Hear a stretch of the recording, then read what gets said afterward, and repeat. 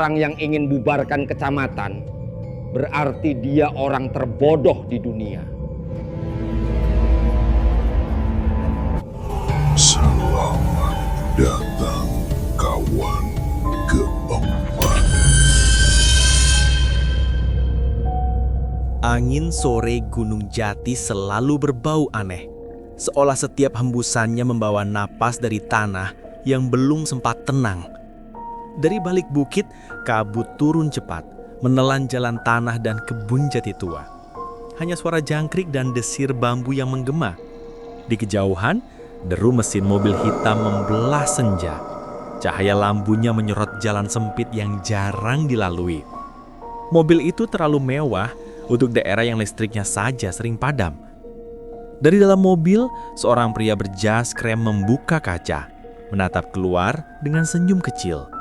Matanya tajam, senyumnya percaya diri, seperti orang yang baru saja menelan dunia. Akhirnya, jabatan camat juga jatuh ke tangan yang layak. Gumamnya pelan dengan nada puas. Namanya Rahmat Cahruni, camat muda yang baru dilantik 2 minggu lalu. Kata orang dia cerdas, tapi lebih banyak yang bilang dia haus kekuasaan. Ketika mobil berhenti di depan kantor Kecamatan Gunung Jati, suasana langsung terasa ganjil. Bangunan tua dari kayu jati itu berdiri miring, catnya pudar, plang nama hampir jatuh. Dan di halaman belakang, ada satu pohon beringin besar yang tampak lebih tua dari waktu itu sendiri. Begitu turun, Rahmat mengendus udara lembab yang seperti menyimpan rahasia. Ia tersenyum sinis. Beginikah tempat kekuasaan di sini? Kumuh. Tapi ya sudahlah, setiap kerajaan besar dimulai dari reruntuhan.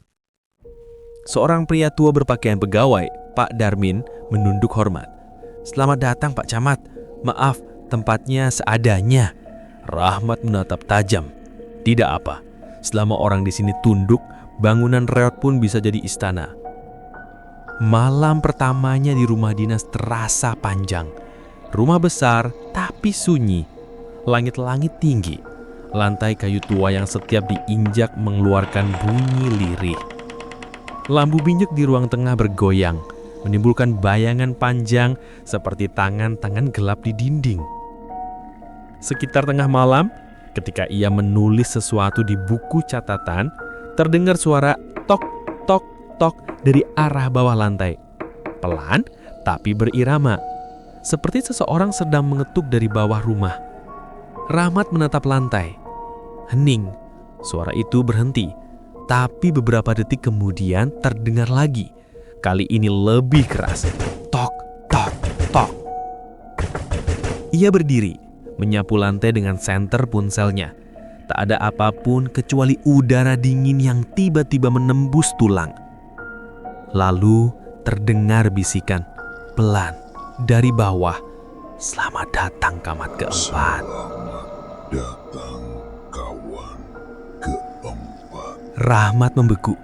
Matanya mencari sumber suara tapi tak ada siapapun. Bisikan itu menghilang secepat datangnya. Ia menelan ludah lalu tertawa kecil untuk menenangkan diri.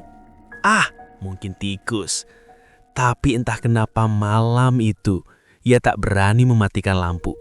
Keesokan harinya, Rahmat memeriksa seluruh ruangan kantor.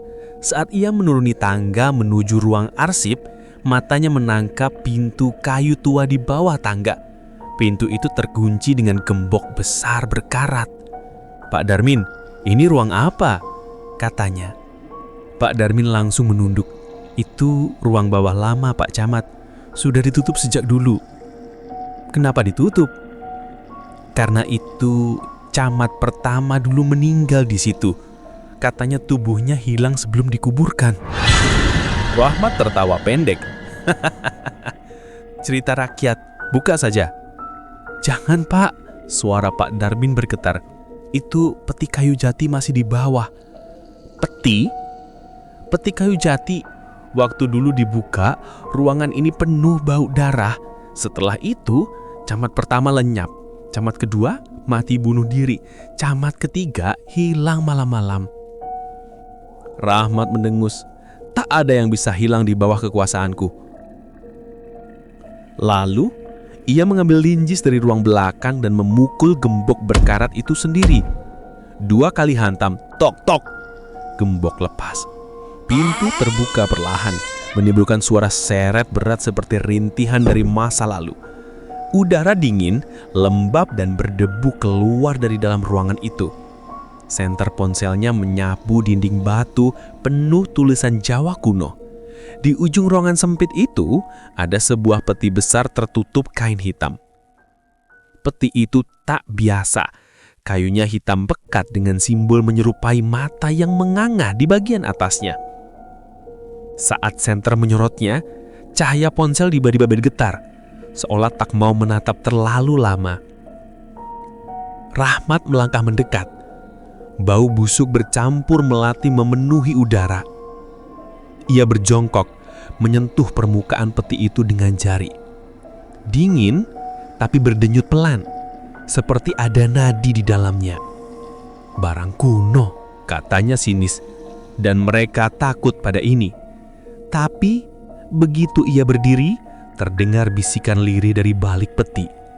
"Jangan buka, kau belum siap menggantikan mereka." Rahmat menoleh ketat. Gelap, tak ada siapapun. Tapi di lantai bergetar halus, seolah sesuatu di dalam sana sedang bernapas. Malam itu, Rahmat bermimpi. Ia duduk di ruangannya menandatangani surat satu persatu. Setiap tanda tangannya menetaskan darah. Kertas-kertas itu menghitam, dan dari ujung pena, darah mengalir membentuk wajah-wajah orang yang menunduk di luar jendela. Puluhan, ratusan. "Kami sudah menunggu, Kamat keempat. Tiap tanda tanganmu memberi makan kami." Ia terbangun dengan keringat dingin. Di mejanya, pulpen masih tergenggam. Dan di atas tumpukan kertas, sudah ada tanda tangan miliknya. Padahal ia tak pernah menulisnya. Keesokan paginya, warga datang ke kantor dengan wajah pucat. Mereka bercerita tentang kejadian aneh. Sapi mati dengan mata terbuka, bayi menangis tiap jam 2 malam, dan setiap rumah mendengar 3 ketukan di pintu sebelum subuh. Rahmat menatap mereka tanpa empati. "Itu hanya halusinasi orang kampung. Kalian takut hantu, tapi tidak takut jadi bodoh." Pak Darmin menatapnya dalam-dalam lalu berbisik, "Pak Camat, kalau sampai peti itu terbuka, tak ada lagi yang bisa menutupnya." Rahmat senyum dingin. "Kalau makhluk itu ingin berurusan, suruh dia datang. Saya pemimpinnya." Malam itu, makhluk itu datang. Lampu mati, jam berdetak perlahan. Udara menebal, seperti ada sesuatu besar yang merayap dari dalam tanah. Dari ruang bawah, terdengar suara kayu berderit. Peti itu bergeser. Ada yang berjalan menaiki tangga. Pelan, tapi pasti. Langkah kaki berat diiringi bunyi kuku mencakar lantai. Rahmat berdiri di depan pintu rumah dinas. Di luar, angin berhenti. Lalu, tok, tok, tok, 3 ketukan. Ia membuka pintu. Gelap, kosong. Tapi di lantai teras ada jejak lumpur menunjuk ke dalam rumah. Jejak kaki manusia tapi jari-jarinya terlalu panjang. Dan di kaca jendela, ia melihat pantulan wajahnya sendiri, tapi dengan senyum orang lain. Camat pertama lupa bayar janji. Camat kedua menolak memberi. Camat ketiga mencoba kabur. Sekarang giliranmu, Rahmat Syahruni. Rahmat mundur, menjerit, "Aku bukan kalian, aku tidak percaya pada hal ini." Tapi dari dalam ruang tamu, kursinya bergerak sendiri. Di atas meja, map surat menyala merah. Tanda tangannya di setiap lembar mulai meneteskan darah, mengalir turun ke lantai menuju arah tangga bawah. Dan di bawah sana, peti itu terbuka perlahan, mengeluarkan napas panjang. Lalu sunyi. Pohon beringin di belakang kantor bergoyang pelan meski angin tak berembus. Keesokan paginya, warga menemukan kantor kecamatan dalam keadaan terkunci dari dalam. Pintu dibuka paksa. Di meja utama ada kursi camat yang berputar perlahan. tapi Rahmat tak ada. Hanya aroma melati dan darah besi yang tertinggal. Dan di bawah tangga, peti itu sudah tertutup kembali. Namun kini, ditutupnya terukir satu nama baru. Rahmat Syahruni, Camat keempat. Pagi itu, kabut Gunung Jati turun lebih cepat dari biasanya. Warga menemukan kantor kecamatan sepi. Jendela-jendelanya tertutup rapat, seperti mata raksasa yang enggan melihat dunia. Tak ada tanda-tanda kehidupan, kecuali satu suara samar dari dalam. Suara ketukan pena berulang-ulang. Tok, tok, tok. Tapi ketika pintu berhasil dibuka, ruangan itu kosong. Di atas meja kerja camat hanya ada tumpukan kertas kosong bertanda tangan merah dan aroma melati yang terlalu pekat. Tidak ada Rahmat Syahruni. 3 hari kemudian, Rahmat muncul lagi, tapi bukan seperti sebelumnya. Ia datang ke balai desa dengan pakaian lusuh, rambut acak-acakan, wajah bucat tapi matanya menyala. Warga yang melihatnya mundur dengan takut. Pak Darmin mencoba mendekat, tapi Rahmat berbicara duluan. Aku sudah melihat mereka, Pak Darmin. Mereka, orang-orang yang dulu disumpah demi jabatan ini. Dan mereka masih menunggu tanda tangan selanjutnya. Suara Rahmat berat dan serak, seperti bukan miliknya sendiri. Ia duduk di kursinya perlahan, memandangi dinding tua yang dulu jadi tempat camat-camat sebelumnya menggantung foto presiden. Sekarang dinding itu kosong, tapi entah kenapa bayangannya menampakkan 4 siluet orang berdiri di belakangnya. Malamnya, Rahmat duduk sendiri di rumah dinas. Ia memandangi peti yang kini ia pindahkan ke ruang tamu. Setiap malam ia berbicara pada peti itu seperti orang berdoa. Aku sudah menandatangani semua surat, tapi kenapa mereka masih datang dalam mimpiku? Dari dalam peti terdengar suara lirih berat seperti napas tua. Karena kekuasaan tak pernah kenyang, Rahmat, kau hanya memberi tinta, belum darahmu. Rahmat terdiam. Pelan-pelan ia menatap tangannya sendiri. Urat-uratnya menggelap, berdenyut seperti ular di bawah kulit. Tinta di mejanya berubah menjadi darah yang menetes lambat ke lantai. Dan setiap tetes darah itu berubah menjadi huruf-huruf Jawa kuno di ubin. Membentuk kalimat, pemerintah yang lupa asalnya akan jadi santapan bawah tanah. Hari-hari berikutnya, Rahmat makin aneh. Ia menolak semua tamu, tapi dari luar rumah warga sering melihat cahaya merah di dalam ruangan. Terkadang terdengar tawa, terkadang jeritan. Sampai suatu malam seorang perangkat desa berani mengintip lewat jendela. Apa yang ia lihat membuatnya jatuh pingsan. Di dalam rumah, Rama sedang duduk di kursi, matanya kosong. Di depannya, bayangan 3 sosok berpakaian camat lama berdiri mengelilinginya. Di atas meja, peti kayu itu terbuka sedikit dan dari dalamnya muncul tangan hitam memegang pena. Pena itu menulis sendiri di udara. Setiap jabatan butuh tumbal. Setiap tanda tangan butuh nyawa. Rahmat tertawa lirih. Kalau memang harus membayar, siapa yang akan jadi pengganti setelah aku? Tangan itu berhenti menulis. Lalu dengan suara serak, dari dalam peti terdengar, yang paling rakus akan menggantikanmu. Malam ke-40, Gunung Jati benar-benar berubah. Sumur-sumur kering, pohon-pohon mati berdiri seperti bayangan tiang gantung. Dan dari kantor kecamatan, lampu tak pernah padam. Seolah ada yang bekerja di sana tanpa henti. Pak Darmin akhirnya berani masuk. Di ruang camat, ia menemukan Rahmat duduk tegap. Berpakaian rapi, wajahnya bersih, tapi kulitnya pucat seperti lilin. Matanya terbuka, tapi tak berkedip. Pak Camat, suara Darmin pelan. Rahmat menoleh lambat. Tersenyum. Pak Darmin, akhirnya Anda datang.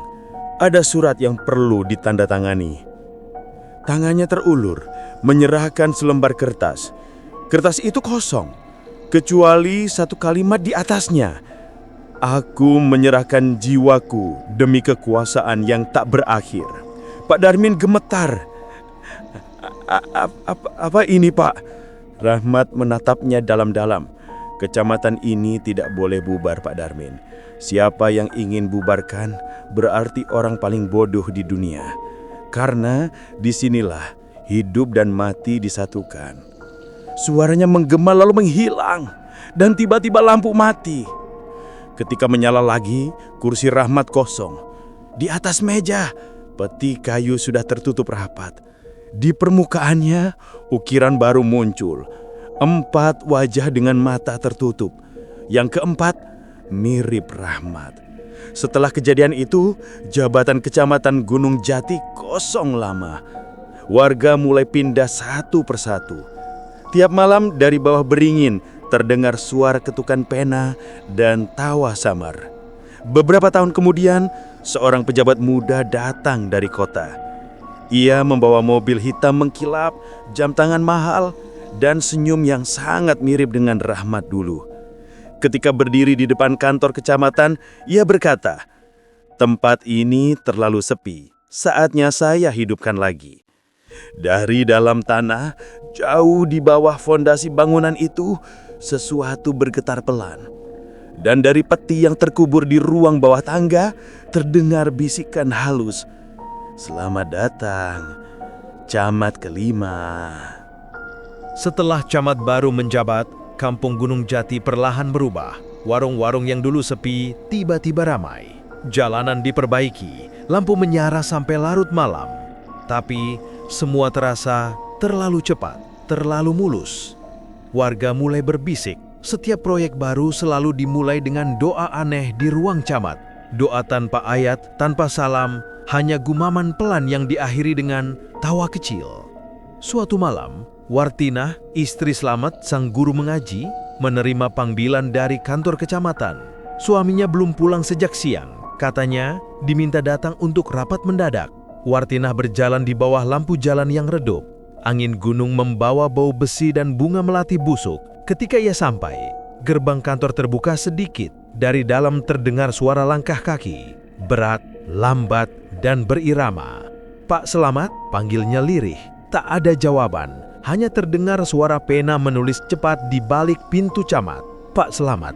Ia mendorong pintu perlahan. Di dalam ruangan, ia melihat suaminya berdiri di tengah, matanya menatap kosong ke arah meja di mana camat baru duduk dengan ekspresi datar. Di atas meja ada peti yang sama, terbuka. Dan dari dalamnya, tangan hitam itu kembali muncul, menuntun pena di tangan Selamat. "Tulislah, biar warungmu ramai, biarkan satu nyawa jadi modal." Wartinah menjerit, tapi suara jeritannya lenyap seolah tersedot udara. Lampu padam. Ketika menyala lagi, Selamat sudah tak berdiri. Yang ada hanya sepatu bututnya di lantai dan genangan tinta merah yang tak mau mengering. Sejak malam itu, warung Wartinah ramai luar biasa. Orang dari luar kampung datang entah dari mana, membeli, tertawa, makan. Tapi setiap malam, dari dalam dapur, terdengar suara lelaki mengaji dengan nada parau. Wartinah tahu itu suara siapa, tapi ia tak berani menoleh. Di sisi lain, camat baru makin sering mengadakan rapat malam, rapat tanpa nuntulen, tanpa listrik. Di dalam ruangan hanya ada lilin dan aroma melati yang makin menyengat. Kadang terdengar suara langkah banyak orang, padahal cuma dia sendiri di dalam. "Semua harus ditandatangani," katanya pada bayangan di dinding, agar Gunung Jati tetap hidup. Seminggu kemudian, air sumur berubah warna kehitaman. Anak-anak jatuh sakit, sapi mati satu persatu. Tapi kantor kecamatan selalu terang seolah tak tersentuh apapun.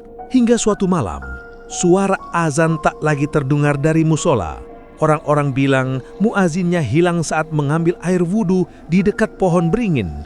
Yang tersisa hanya ember penuh darah dan selembar surat bertanda tangan camat. Surat itu berisi satu kalimat, "Semua pengorbanan demi kemakmuran." Wartinah datang menemui camat dengan wajah penuh air mata. Ia meminta suaminya dikembalikan, tapi camat hanya tersenyum, dingin, dan sopan seperti pejabat. Tidak ada yang pergi, Bu Wartinah. Semua yang menandatangani masih di sini. Ia menunjuk lantai kantornya, dan perlahan ubin putih itu berubah gelap, memantulkan bayangan wajah Slamet di bawahnya, berteriak tanpa suara. Malam itu, warga berkumpul di depan kantor kecamatan. Mereka membawa obor, niatnya satu, membakar tempat terkutuk itu. Tapi saat api menyentuh dinding, angin besar datang dari arah gunung. Petir menyambar papan nama kantor, memecahnya jadi dua. Dari dalam gedung terdengar tawa 1000 suara, dan di tengahnya suara camat berkata lantang, "Tak ada yang bisa membakar kekuasaan, karena kami sudah menandatangani tanah ini dengan darah kami sendiri." Esok paginya, Gunung Jati tak lagi ada di peta kabupaten. Jalan masuknya hilang ditelan kabut. Yang tersisa hanya papan berkarat bertuliskan, "Kecamatan Gunung Jati tutup sementara." Tapi kadang, kalau malam Jumat, orang-orang dari desa tetangga mengaku mendengar suara ketukan pena dari arah gunung. Tok, tok, tok. Diikuti tawa samar dan aroma melati.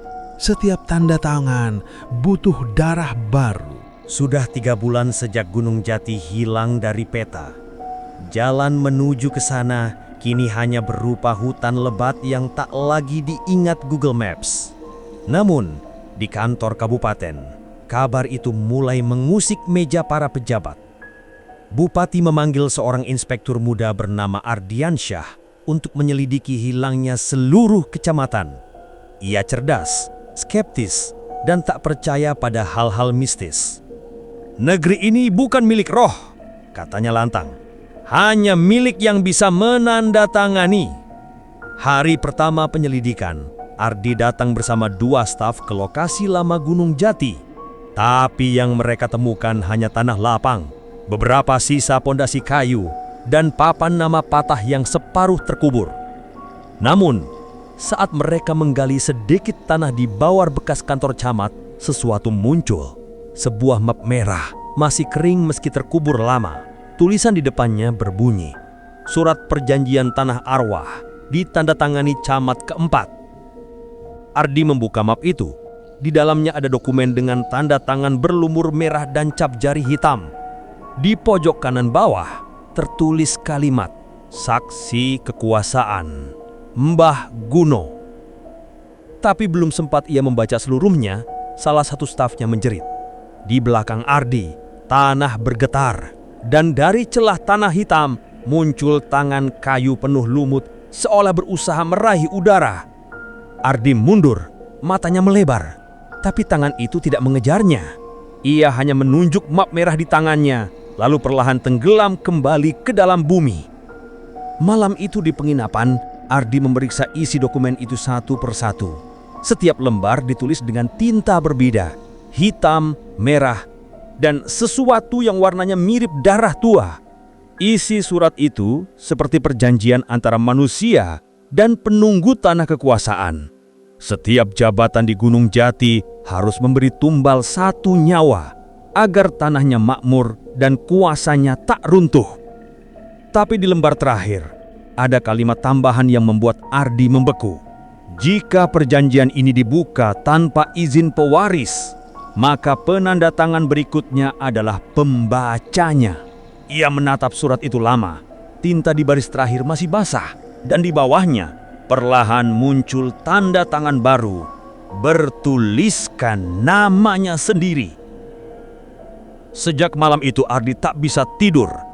Setiap ia menutup mata, terdengar suara pena menulis di dalam telinganya.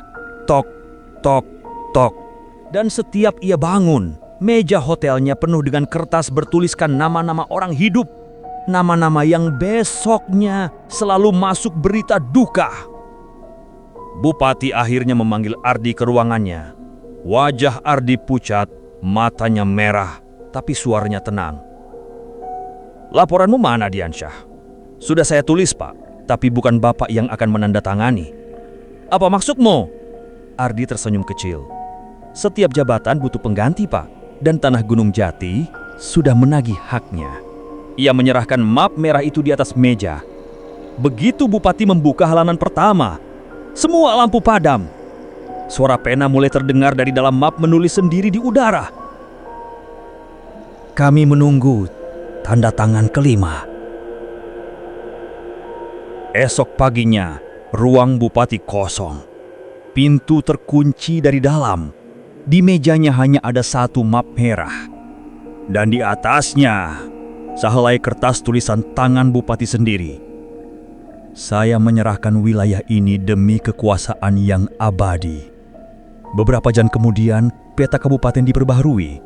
Gunung Jati muncul kembali, tapi bukan sebagai kecamatan, melainkan kawasan baru bernama Kota Administrasi Tanah Arwah. Malamnya dari arah gunung, warga melihat cahaya merah berbentuk lingkaran di langit.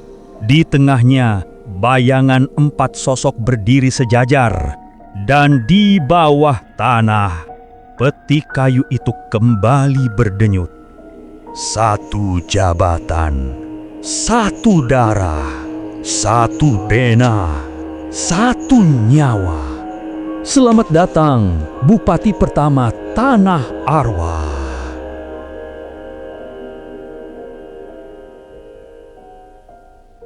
Dua 20 tahun setelah hilangnya Gunung Jati, seorang jurnalis muda bernama Narawisesa datang ke arsip daerah Cirebon.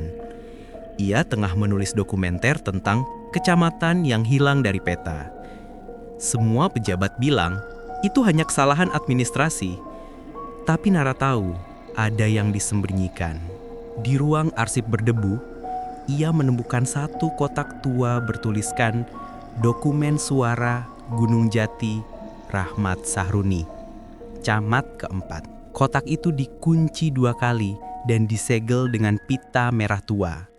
Stempel di atasnya sudah pudar tapi masih bisa dibaca samar.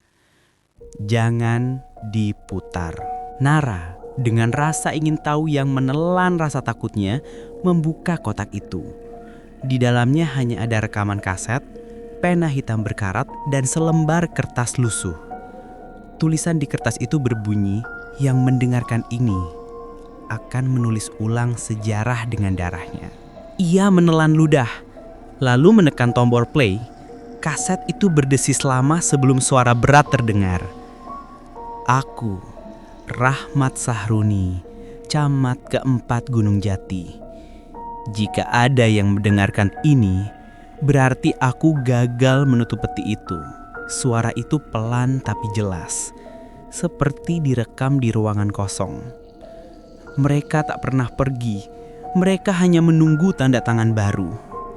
Kami semua, pejabat, camat, lurah, bupati, hanya pena di tangan mereka. Nara memundurkan kepala. Suara di kaset terdengar makin parau, seperti seseorang sedang kehabisan nafas. Setiap tinta adalah darah. Setiap tanda tangan membuka mulut tanah. Tiba-tiba suara Rahmat berubah jadi desisan, bercampur tawa kecil dan ketukan pena. Ok, ok, ok. Lalu sunyi. Nara mematikan kaset. Ruangan arsip tiba-tiba terasa lebih dingin. Tapi dari meja, pena berkarat itu mulai bergetar sendiri. Ia mundur 1 langkah. Tinta merah perlahan keluar dari ujung pena, menulis sendiri di kertas kosong di depannya.